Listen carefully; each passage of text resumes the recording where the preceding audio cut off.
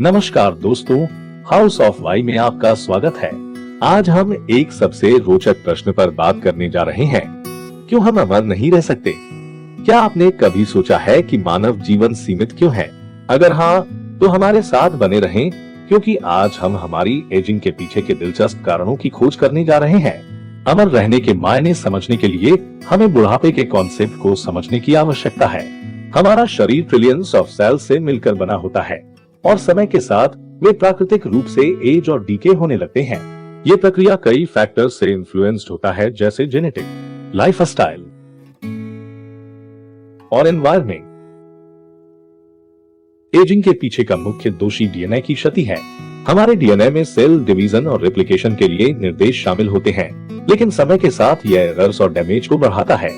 इस कारणवश हमारे शरीर की टिश्यू को बनाने और रिपेयर करने की क्षमता घट जाती है।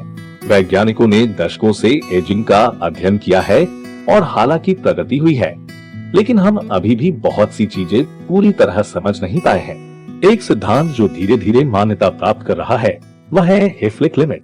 इसका मतलब है कि हमारे सेल्स केवल एक सीमित संख्या में लगभग 50 से 70 बार विभाजन कर सकती हैं।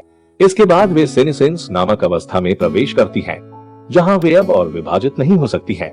हमारी सीमित आयु क्षमता में योगदान देने वाला एक और फैक्टर है हमारे टेलोमियर्स की धीरे धीरे डीके होना। टेलोमियर्स हमारे क्रोमोसोम्स के अंत में सुरक्षात्मक लेयर्स है, जो हर कोशिका विभाजन के साथ छोटे होते जाते हैं।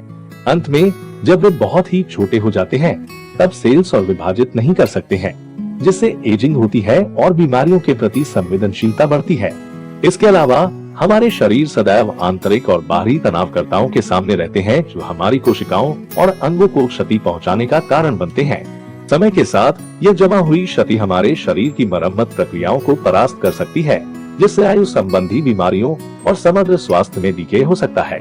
इसलिए हालांकि अमरता की विचारधारा आकर्षक लग सकती है, हमारी जीव वैज्ञानिक सीमाओं और एजिंग की जटिल प्रक्रियाओं के कारण यह संभव नहीं है, कम से कम अब तक तो नहीं।